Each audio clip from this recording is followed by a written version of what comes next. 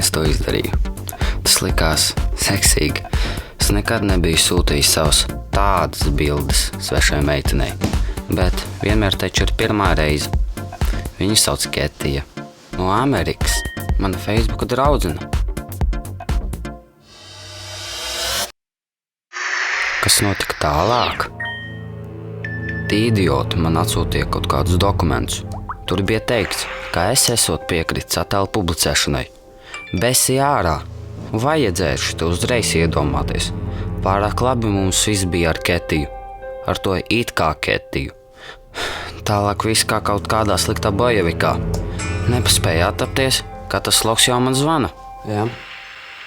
Ko perverts sīkais? Nāc fotos. Kādas bildes tev?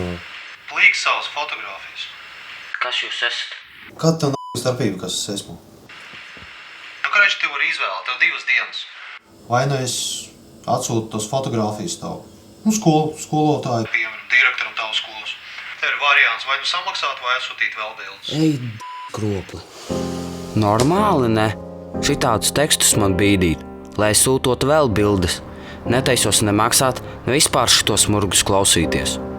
Ak, Dievs, tu uzticies meitenei, un viņa tevi uzmet. Nē, nu labi, es saprotu, ka nekāds Ketijas nav. Ka tas viss ir atstrādāts, ka tā ir sistēma, kā apkāst tādus lēticīgus lohus kā mani.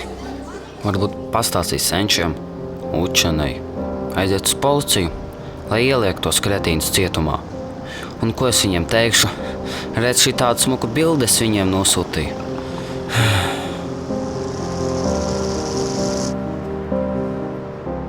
Neko viņi no manis nedabūs, ne naudu, neko. Zinu tādus draudētājus, piesolu zilus brīnumus un cer, ka es te izklāšos. Gājuši, ka viņi visi.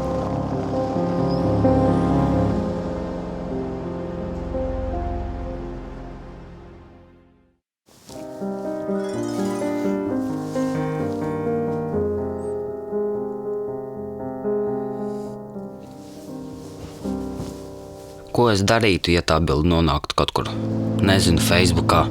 Laikam aizbēgt no mājām. Neietu uz skolu. Vispār vairs neietu. Nemaz. Tās būtu beigas. Bet tas nenotiks. 100 punkti, ka nenotiks. Kaut gan.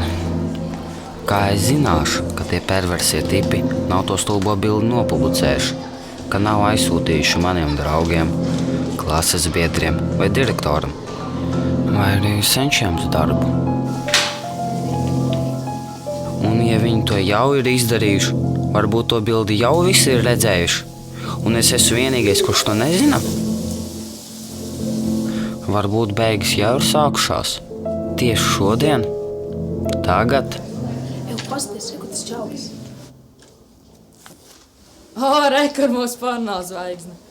Vecīt, kuros setos tev vēl var atrast. Geji.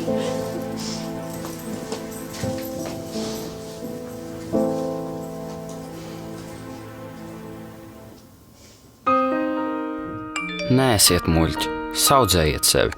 Un, ja sanāk kļūdīties, pastāstiet visvecākiem vai skolotājai. Vai zvaniet uz bērnu un jauniešu diennakts uzticības tālruni. Tu neesi viens.